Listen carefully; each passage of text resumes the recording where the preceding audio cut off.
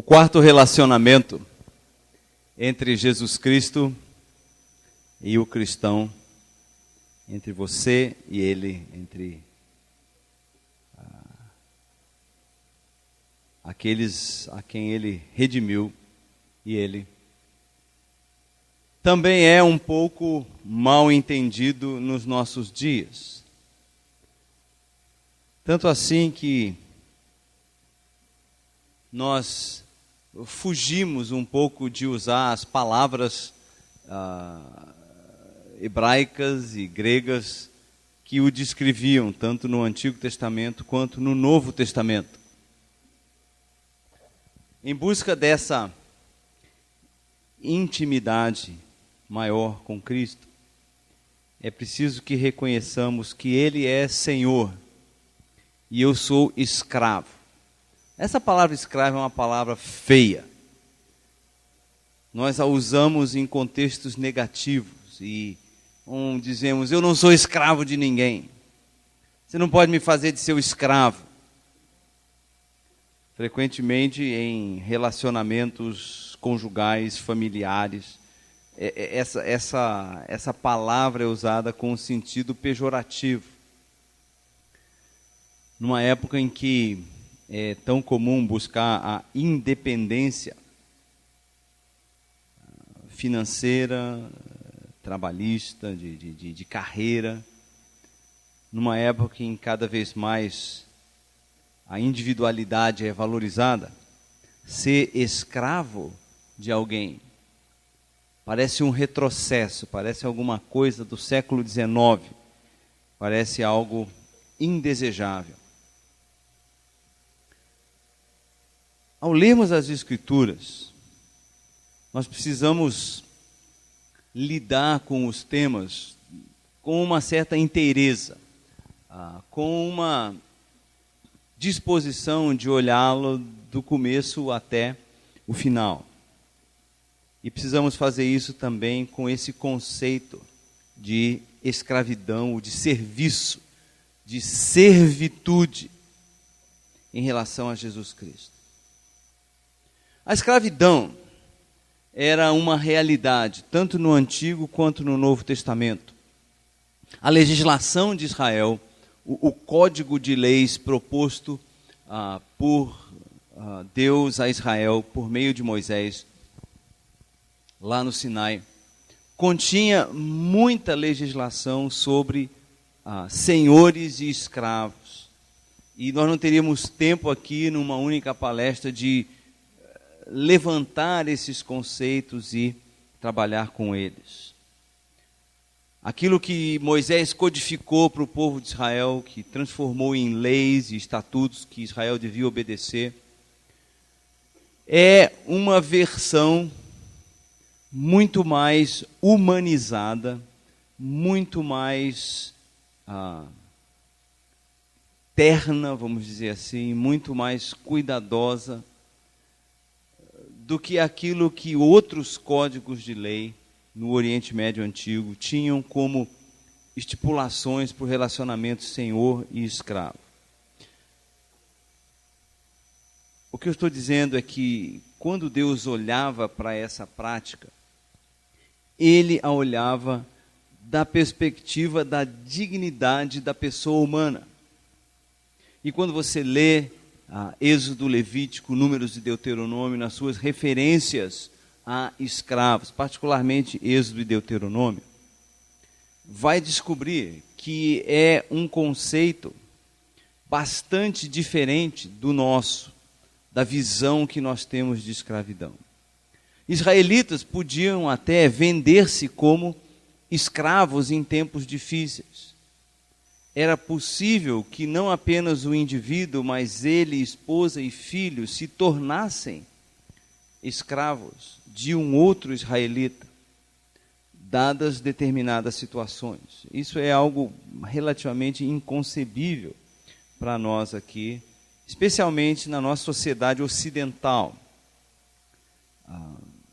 Alguns estudos sociais ou sociológicos sobre o Japão sugerem que esse conceito, embora o termo não seja usado, é mais ou menos aquilo que ainda domina na mentalidade social japonesa, de modo que as grandes corporações no Japão e o relacionamento entre essas grandes corporações e os seus empregados se aproxima um pouco desse conceito que os israelitas tinham 2.500 anos atrás, 3.500 anos atrás, para falar a verdade. A escravidão em Israel era bastante diferente da moderna escravidão. Pelo menos na mente de Deus, essa condição de escravidão não envolvia aquela carnificina que os poetas brasileiros castigaram com seus versos no século XIX, finalzinho do século XIX. Não era a escravidão imposta à força de armas e de morticínio e genocídio que os praticantes do Islã impuseram aos antepassados, pelo menos meus antepassados vindos da África. Era algo muito mais humano, que valorizava muito mais a pessoa. Os judeus conheceram a realidade da escravidão porque serviram como escravos no Egito. E Deus queria que eles lidassem com pessoas que estavam naquela situação de servitude de uma maneira diferente daquela que eles experimentaram sob as ordens dos capatazes de Faraó. Ao tempo em que o Novo Testamento foi escrito, 1/3 da população do Império Romano era constituída de escravos. Por isso o Novo Testamento dá tanta ênfase aos escravos, porque a maior parte dos cristãos vinha dessa classe social. Muitos dos primeiros líderes espirituais das igrejas do Antigo Testamento não eram as pessoas das classes abastadas, eram indivíduos que serviam como escravos, como servos, cuja vida não pertencia a eles e que serviam na casa de senhores pagãos muitas vezes. É interessante pensar que o Novo Testamento nunca deu uma ordem sequer a respeito de escravidão. E é uma demonstração clara de que houve uma mudança de regimento interno, por assim dizer, para o povo de Deus, entre o Antigo Testamento e o Novo Testamento. Que o Antigo tinha tanto a dizer sobre escravidão, em termos de ordem, e o Novo Testamento, que supostamente libertou os homens, não diz uma palavra sobre terminar a escravidão. Mas não há dúvida nenhuma que foram os princípios do Novo Testamento, que, quando realmente aplicados, levaram a um fim a escravidão ignominiosa que o mundo ocidental conheceu dos séculos XV até o século XIX. Então, a escravidão era uma realidade. Ser servo, ser escravo de alguém, era um conceito facilmente compreendido por aquelas pessoas para quem o Antigo Testamento foi escrito, para as pessoas a quem o Novo Testamento foi escrito também. Havia no Antigo Testamento um conceito que para nós é surpreendente, que é a escravidão voluntária. E eu quero convidar vocês a abrir as suas Bíblias lá para o livro de Êxodo, porque é ali que nós encontramos a situação original. Êxodo capítulo 21. É uma passagem muito interessante. Ela vem logo depois dos 10 mandamentos. E é impressionante pensar que logo depois dos 10 mandamentos, que eram o resumo, eram o blog da lei, por assim dizer, né? Aquela condensação da lei, venham leis e princípios que regulamentassem o relacionamento entre senhores e escravos.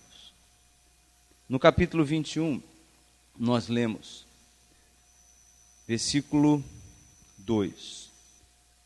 Versículo 1. São estas as leis que você proclamará ao povo. Se você comprar um escravo hebreu, ele o servirá por 6 anos, mas no 7º ano será liberto. sem precisar pagar nada. Agora, talvez o seu espírito, a sua mente ainda sinta uma certa repulsa à ideia de você comprar uma outra pessoa. E eu admito, não é uma ideia que desça fácil.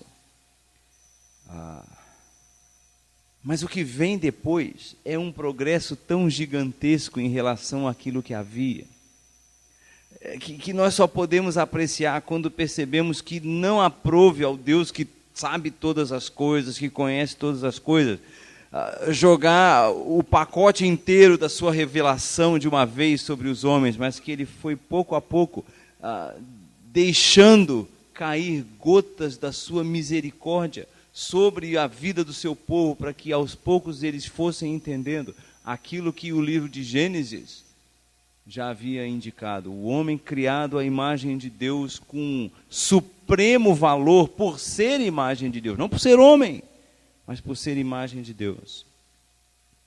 Esse escravo judeu poderia sair forro ou livre depois de 6 anos de trabalho, sem qualquer custo, sem pagar pela sua liberdade. Esse ano sabático, em que a terra descansava, era também o ano em que o escravo saía liberto. Houvesse ali uma coincidência. A cada 6 anos, israelitas proclamavam liberdade aos seus escravos. Infelizmente, esse princípio não foi seguido ao longo da história de Israel. A ganância e a corrupção da natureza humana fizeram com que os israelitas explorassem os seus irmãos israelitas, não dando a eles a liberdade que a lei exigia, mantendo-os ainda sob condições de escravidão e de trabalhos forçados. Ao invés de demonstrar essa generosidade que reflete o caráter de Deus, esse cuidado e a dedicação ao bem-estar do seu próximo, que refletem também o caráter de Deus, escravizavam-nos sem oferecer essa liberdade, negando assim a justiça de Deus e trazendo sobre si a ira e a indignação de Deus. Versículo 3, voltando lá para Êxodo 21. E se chegou solteiro, solteiro receberá liberdade, mas se chegou casado, sua mulher irá com ele. Se o seu senhor lhe tiver dado uma mulher e esta lhe tiver dado filhos ou filhas, a mulher e os filhos pertencerão ao Senhor. Já estou vendo aí as feministas de plantão ficando iradas, no sentido bíblico da palavra irada, que a palavra já não tem um sentido que tinha, né? Uma coisa legal, uma coisa da hora, agora é uma coisa irada. Mas não é isso não, na Bíblia irado é furioso. A mulher e os filhos pertencerão ao Senhor. Somente o homem sairá livre. Esse era o estágio de revelação em que o povo estava. Isso não é o ideal de Deus. O ideal de Deus viria mais tarde. Mas ele faz, por assim dizer, dá assim uma canja, dá uma colher de chá. E o versículo 4 diz: se porém o escravo declarar, eu amo o meu senhor, minha mulher e os meus filhos. Interessantemente, o Senhor primeiro. Minha mulher e os meus filhos. E não quero sair livre. Então ele está trocando a sua autonomia por um relacionamento de dependência provocado pelo amor. Nós precisamos entender isso muito bem. O que Deus está dizendo para nós é que dependência motivada pelo amor vale muito mais do que autonomia. Vale muito mais do que liberdade. Essas situações eram comuns, particularmente numa sociedade agropastoril. Eu lembro algum tempo atrás em que eu decidi plantar milho. Tinha uma faixa de terra junto ao terreno da casa onde morávamos lá em São Paulo, já faz algum tempo, as meninas eram pequenas ainda, mas tinha uma faixa ali que não servia para nada. Nós tínhamos aberto a faixa porque tinha mato no vizinho do lado, nós não queríamos cobras, aranhas e outras coisas assim. Então chegou uma ocasião, eu falei, vou plantar milho. Mas o que eu entendo de milho? Eu não entendo a primeira parte do que significa plantar milho. Eu sabia que tinha uma certa época do ano, isso eu sabia, que você devia plantar o milho. Mas lá fui eu me habilitar a plantar milho. Peguei uma enxada, peguei o que precisava lá para abrir o buraco, comprei a semente e fui plantar o milho. Nessa mesma ocasião, o Renato, um migrante baiano que trabalhava como caseiro de algumas casas lá, arrendou um terreninho que pertencia lá à companhia que possuía o lugar onde morávamos e plantou milho ali. Eu tinha um mestrado de teologia. O Renato tinha 4ª série primária. De quem vocês acham que era o milho que cresceu mais? Claro, o milho do Renato era uma coisa fabulosa. O meu milho, a única coisa que ele fez foi me humilhar. E realmente, até hoje, eu me humilho pelo meu milho. Porque foi um desastre ecológico, foi um desastre agrícola. Se a minha família tivesse dependido daquele milho para comer, teria terminado ali no comecinho da década de 80. Graças a Deus que não dependiam do meu milho. Mas em Israel tinha pessoas como eu, que não tinham o conhecimento, talvez não tinham a disposição, pelo menos o livro de Provérbios nos diz que tinha aqueles que dormiam na hora da colheita, né? Tinha aqueles que não aravam quando precisavam arar, e quando chegava na hora da colheita, não tinham o que colher. Qual era a opção desse indivíduo? Não, ele podia morrer de fome, ou ele podia vender-se como escravo. E essa é a situação talvez contemplada aqui. O indivíduo não deu certo na vida. Ele era um fracassado numa cultura agropastoril. E ele então se vendia àquele senhor que tinha a fazenda do lado dele. Falou, olha, você compra a minha terra, com a minha terra eu vou me alimentar, vou alimentar a minha família, eu fico trabalhando para você aqui. E trabalhava aqueles 6 anos, no 7º ano o Senhor dava liberdade para ele, ele pegava a sua terra de novo, plantava outra vez e... Talvez dessa vez não foi a falta de experiência, porque supostamente 6 anos trabalhando para o outro ele devia ter aprendido. Mas talvez fosse um ano em que choveu pouco em Israel. E vocês entendem bem aqui no Ceará o que isso significa. E ele de novo não tem com que alimentar a sua família. Bate lá. Hoje a gente vai no Banco do Brasil, no Banco Bradesco, faz uma hipoteca, faz um empréstimo. Naquele tempo não tinha isso não. Você ia lá, batia na porta do seu vizinho e dizia, olha, estou aqui de novo, de mala e cuia e família aqui, para mais 6 anos. Aí você começava de novo a trabalhar e a sua vida ia bem. Trabalhando para o outro, você tinha o sustento, porque ele dava comida para você e dava abrigo, você tinha uma casa, um teto para a sua família dormir debaixo. E um dia desses você acorda de madrugada com a sua esposa cutucando você. E quando você acorda de madrugada com a sua esposa cutucando você, a coisa é séria. E ela fala, Jacó, tive uma ideia. E quando a sua esposa acorda de noite, de madrugada, cutucando você e dizendo que teve uma ideia, a coisa é mais séria ainda. E ele fala, Sara, que hora para ter ideia? Deixa eu dormir, eu estou cansado. Mas Jacó é importante. Aí não tem jeito, você sabe que ela não vai deixar você dormir de novo. E ela fala para você, eu sei o que você precisa fazer. A sua vida não é de patrão. A sua vida é de escravo. Aí o Jacó sente e fala, o que é isso, mulher? Ela fala, pensa, Jacó, você já tentou 2 vezes. Nossos filhos estão crescendo. Vamos voltar para a nossa fazenda, para daqui mais um tempo voltar aqui. Vamos ficar aqui de uma vez. Ele não tem sido bom para você? Tem. Tem sido bom para nós. Tem faltado alguma coisa para nós? Não, não tem. Então, Jacó.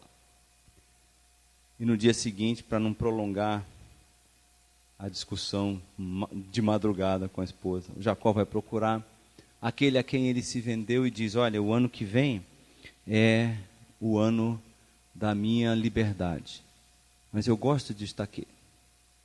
Acho que ele não vai dizer minha esposa gosta de estar aqui. Eu gosto de estar aqui. E eu quero continuar como seu escravo por toda a minha vida. E é essa situação diante do capítulo 21. O seu senhor, então, o levará perante os juízes, os líderes da comunidade, talvez da cidade mais próxima que está diante dele, ou talvez até mesmo ao tabernáculo. Terá que levá-lo à porta ou à lateral da porta e furar a sua orelha. Tomará uma sovela e furará a sua orelha. Pessoal, isso não é piercing. Piercing é outra coisa. Né? Não era para botar brinco, era só para furar a orelha.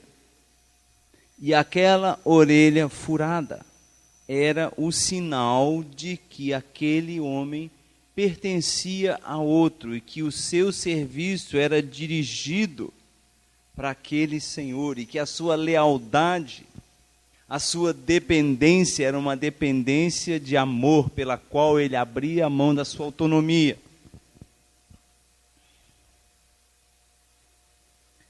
Eu creio que é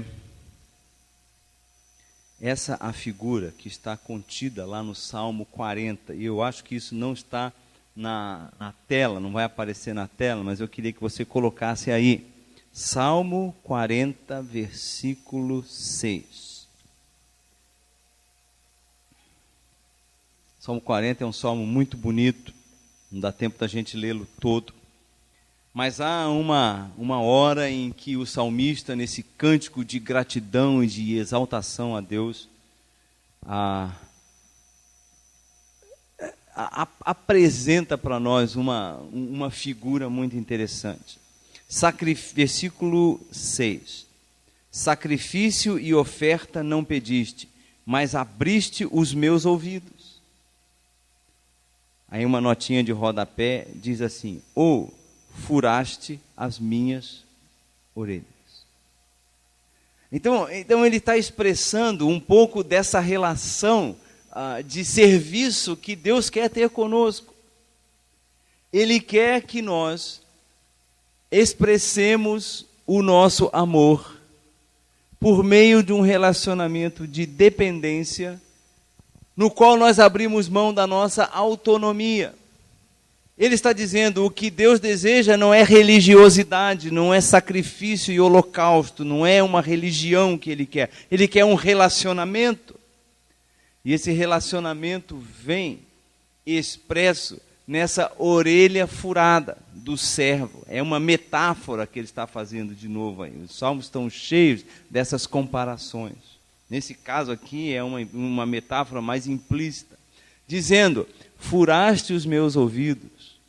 Ele está dizendo, a essência do meu relacionamento com Deus é uma dependência motivada pelo amor, pela qual eu abro mão da minha autonomia. A minha realidade maior, o meu significado maior, o meu valor maior, a minha segurança maior, não está em dizer, eu me basto. Está em dizer, Deus me basta. Não está em dizer, os meus recursos são suficientes. Está em dizer, os recursos de Deus são suficientes. Não está em dizer, eu ajuntei conhecimento suficiente que me permita enfrentar toda e qualquer situação imprevista, desconhecida,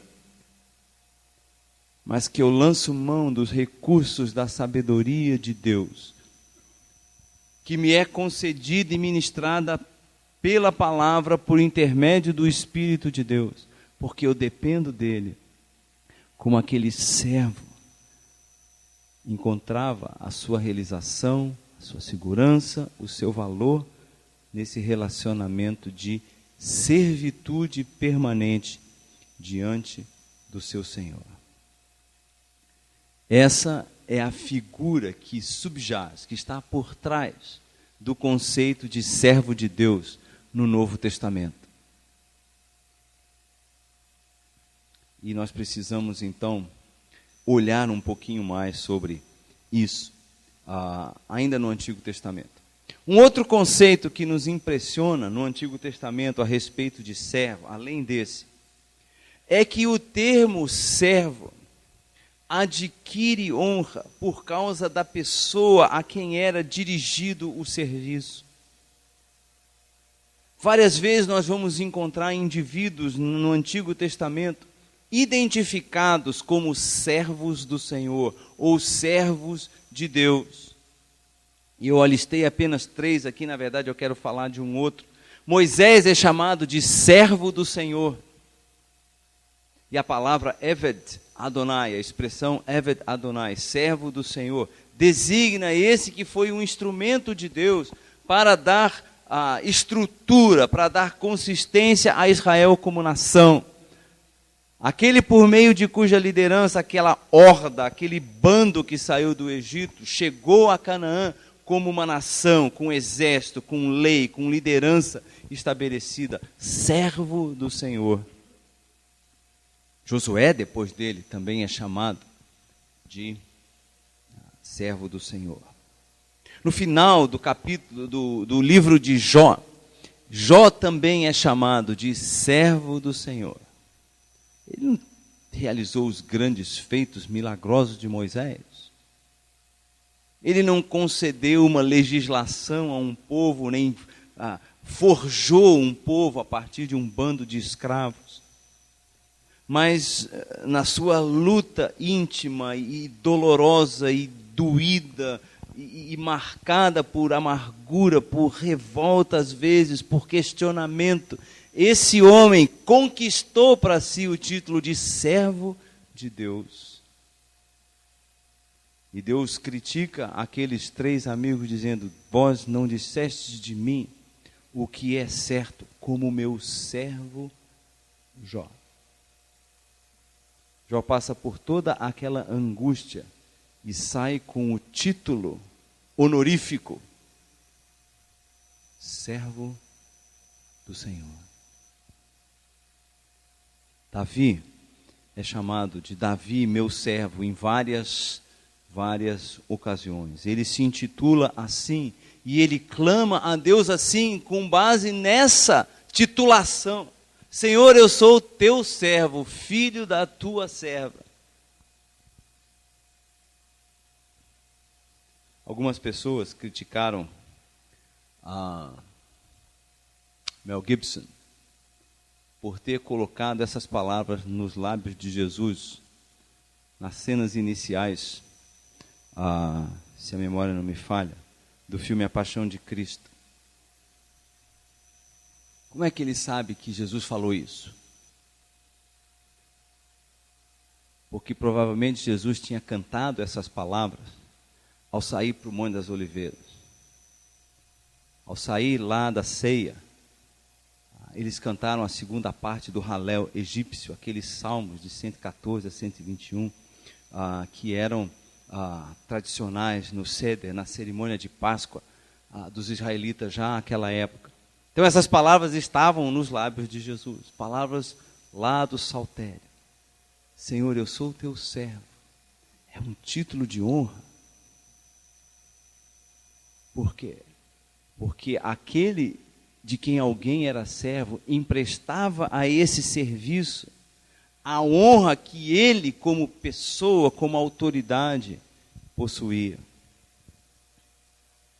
Eu acho muito, muito interessante que lá no livro de Daniel, quando os 3 amigos de Daniel estão na fornalha, e Nabucodonosor percebe que tem ali alguém que é capaz de resistir ao fogo mais quente que o homem pode produzir, ou podia produzir na época. Ele os chama de servos do Deus Altíssimo. Sim, é esse mesmo homem que disse: quem é que poderá livrá-los das minhas mãos? O título servo torna-se um título de honra quando é acompanhado da palavra Senhor. Essa expressão indica uma identidade de propósito e de caráter. O servo se identifica com o propósito e o caráter daquele a quem serve. O servo assimila o gosto, a preferência, a escolha do seu senhor. Ele tem como alvo realizar a vontade daquele a quem ele pertence. E o exemplo máximo, perfeito disso, é o servo do Senhor em Isaías. Esse personagem no livro de Isaías é maravilhoso, não apenas na maneira em como ele é descrito, mas como Isaías vai desenvolvendo esse conceito, como quem vai aos poucos, por assim dizer, dando uma pista do que vai ser o presente de aniversário de uma criança. Talvez você lembre aquela ocasião em que você era criança e queria muito alguma coisa. E seu pai e sua mãe chegavam para você e diziam: nós temos uma surpresa para você no dia do aniversário. Às vezes só para torturar, faltavam ainda 2 semanas para o seu aniversário. E você começa a rodar a casa para descobrir o que é a surpresa. E você fica, empesteando pai e mãe: conta pai, conta pai. Isaías vai fazendo assim ao longo do seu livro. Ele vai dando pistas, indícios de quem é esse servo. E às vezes a gente pensa que é Israel o servo, a gente pensa que é Ciro o servo, pensa que é o próprio profeta o servo. Mas aos poucos ele vai demonstrando que Israel é um servo muito, muito fraco e incapaz. Ele é um vermezinho. Palavras do próprio Isaías. Que Ciro, com tudo que ele faz em favor de Israel, dando permissão para reconstruir o templo, não é capaz de fazer tudo aquilo que o mundo inteiro anseia. O próprio profeta é pequeno demais para isso. Mas chega aquela hora em que ele identifica o servo do Senhor como o braço do Senhor. Capítulo 53. Começando já no capítulo 50, mas no capítulo 53, a quem foi revelado o braço do Senhor. E ele identifica então aquele em quem o propósito de Deus e a vontade de Deus plenamente se cumprirão. Esse é o servo do Senhor. No Novo Testamento, Jesus encarna esse modelo. Ele não ordena apenas, ele encarna esse modelo. E nós lemos lá no capítulo 10 de Marcos, aquelas palavras que provavelmente a maioria de vocês sabe de cor. Começando com o versículo 35, ele descreve uma situação que é extremamente comum entre aqueles que servem ao Senhor, esse desejo de grandeza, esse desejo de popularidade, esse desejo de reconhecimento. Versículo 35 começa assim: nisso Tiago e João, filhos de Zebedeu, aproximaram-se dele e disseram: mestre, queremos que nos faças o que te vamos pedir. A passagem paralela diz que eles vieram acompanhar de mamãe. E que, na verdade, foi a mãe que disse. E isso é uma coisa muito séria, porque a mãe de Tiago e João era uma das principais contribuintes para o ministério itinerante de Jesus. Zebedeu tinha a sua microempresa de pesca lá em Cafarnaum. E tendo ajudado o ministério de Jesus e tendo dado os seus 2 filhos para trabalharem com Jesus Cristo e andarem com Ele, deixarem a empresa na mão do próprio Pai, eles acharam que tinham autoridade de chegar e pedir. O que é que vocês querem que eu lhes faça? Perguntou Jesus. Eles responderam: permite que na tua glória nos assentemos um à tua direita e outro à tua esquerda. E Jesus diz: vocês não sabem o que estão pedindo. Será que vocês têm a capacidade de passar por aquilo que eu vou passar como servo do Senhor? Vocês estão aspirando à liderança, vocês estão esperando o estabelecimento do reino e da justiça de Deus por suas mãos, mas será que vocês sabem o que custa isso? Podem beber o cálice que eu estou bebendo, ou estou prestes a beber, ser batizados com o batismo com que estou sendo batizado. Ele estava obviamente falando da profunda angústia, dor, sofrimento, solidão e morte sobre a cruz. E insensatamente eles dizem: podemos. E Jesus diz: tá bom, não só podem como vão. Vocês beberão o cálice que eu estou bebendo, serão batizados com o batismo com que eu estou sendo batizado, mas mesmo isso não garante a vocês o assentar-se à minha direita ou à minha esquerda. Esses lugares pertencem àqueles para quem foram preparados. E aí tem uma confusão, porque os 10 entram na discussão e começa aquele bate-boca: sou eu, por causa disso e por causa daquilo. Jesus diz: não pode ser assim. Não pode ser assim. Vocês são diferentes dos outros. Esse não é o caminho para os servos do Senhor. E ele dá o seu próprio exemplo, aquele versículo que todos nós conhecemos. Pois nem mesmo o Filho do Homem veio para ser servido, mas para servir e dar a sua vida em resgate por muitos. O pedido dos filhos de Zebedeu era natural. A resposta de Jesus foi sobrenatural.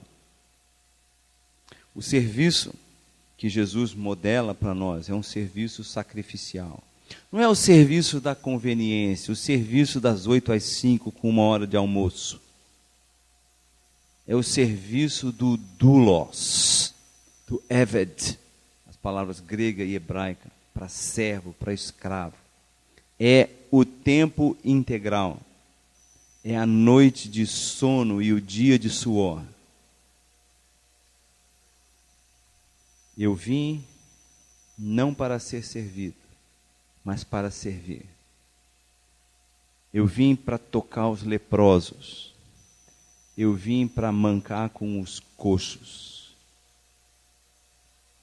Eu vim para morrer com os mortos. João 13 oferece uma medida prática desse serviço. Na hora da última Páscoa, da primeira ceia, o Senhor Jesus Cristo faz aquilo que nenhum dos discípulos se dispôs a fazer. Aquilo que o dono da casa, onde eles fizeram a última Páscoa, celebraram a última Páscoa, não providenciou para eles. Ele se despe da sua túnica, história que nós conhecemos tão bem. Cinge-se com uma toalha e lava os pés empoeirados, sujos dos seus discípulos. Interessantemente, esse que disse que apareceu no meio deles como servo, lá no capítulo 13, diz que vocês me fazem bem em me chamar de mestre e senhor, capítulo 13, versículo 13 de João. Diz: pois bem, se eu, sendo senhor e mestre de vocês, lavei-lhes os pés, vocês também devem lavar os pés uns dos outros.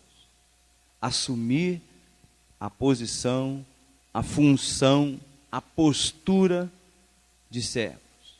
Reconhecer que não há no corpo de Cristo pessoa alguma cujos pés nós não sejamos dignos de lavar.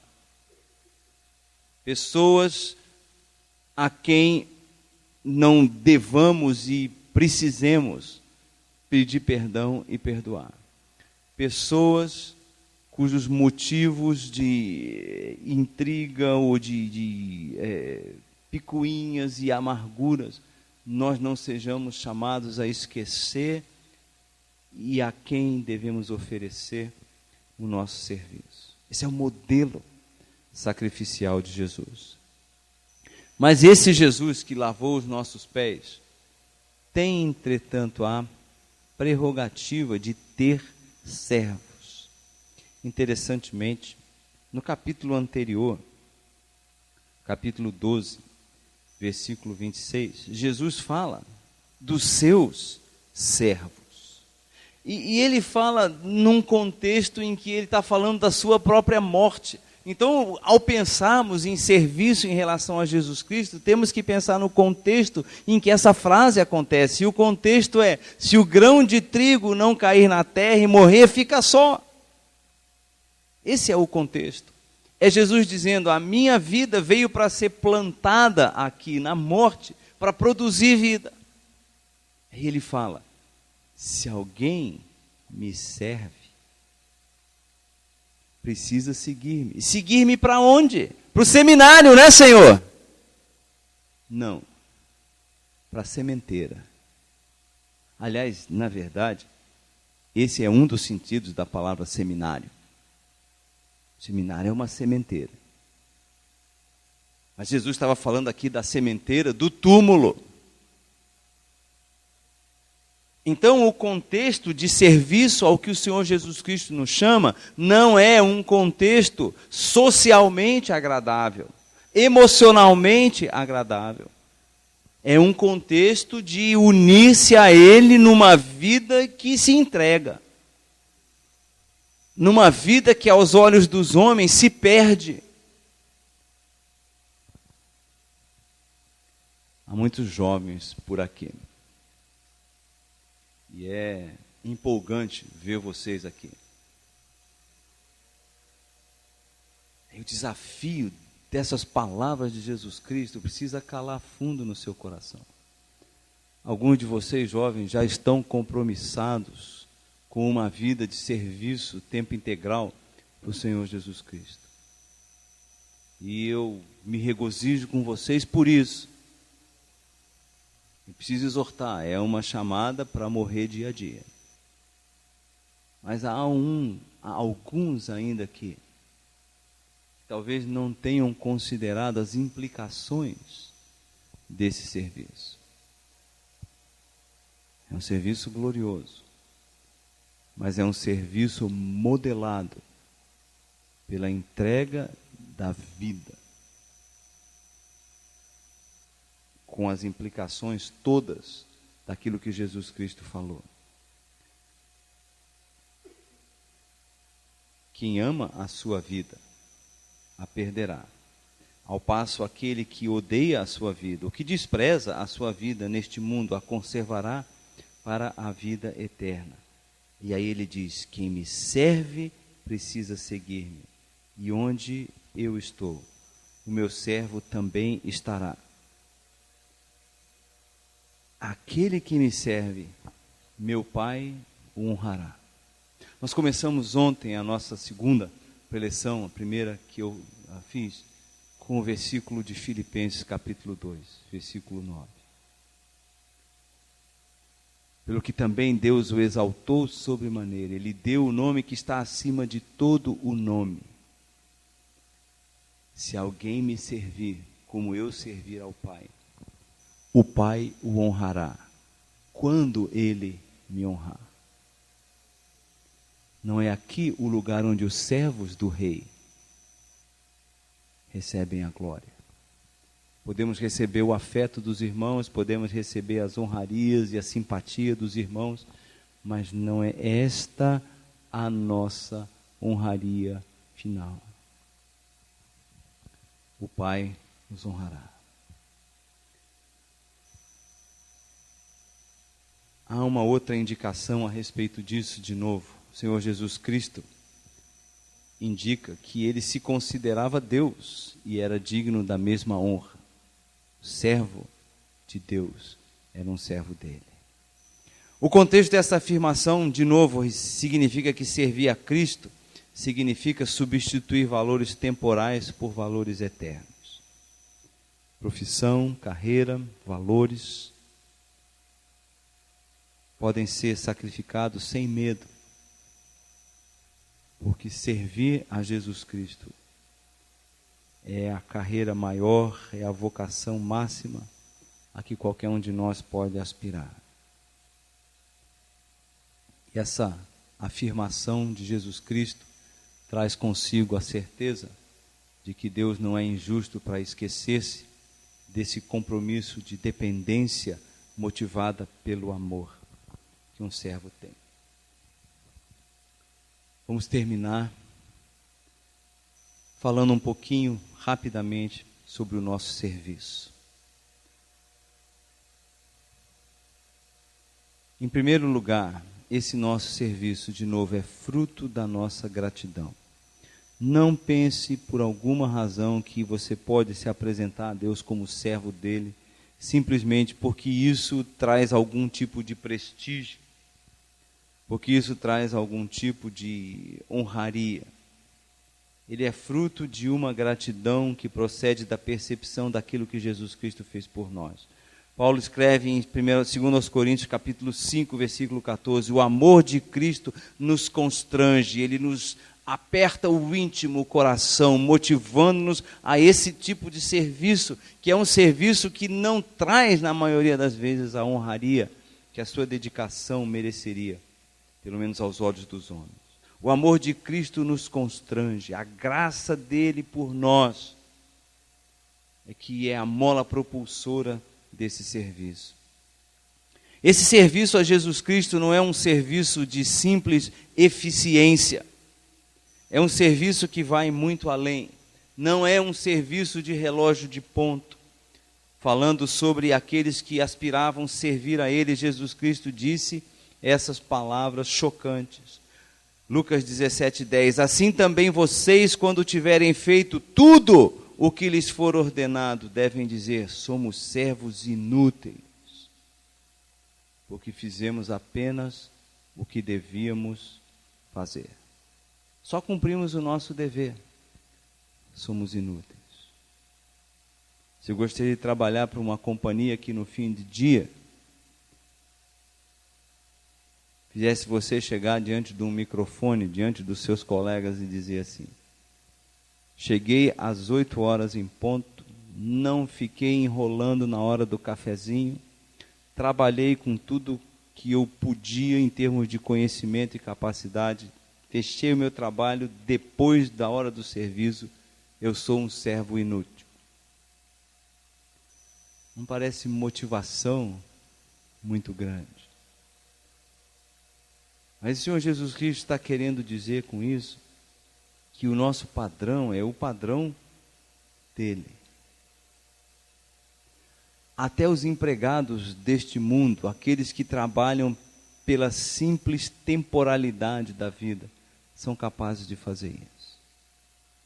Nós somos chamados a algo que, no contexto da política humana e da percepção humana, a ir além da chamada do serviço e do dever. Quando soldados, durante a guerra ou as guerras, se destacavam pela sua bravura, pelo seu denodo, pelo seu sacrifício em relação ao seu país, fosse ele qual fosse, recebiam as medalhas que indicavam que ele tinha ido além daquilo que se esperava, além do que o racional permitia. E essas eram as palavras, além do dever, além do compromisso, eis que Jesus Cristo pede.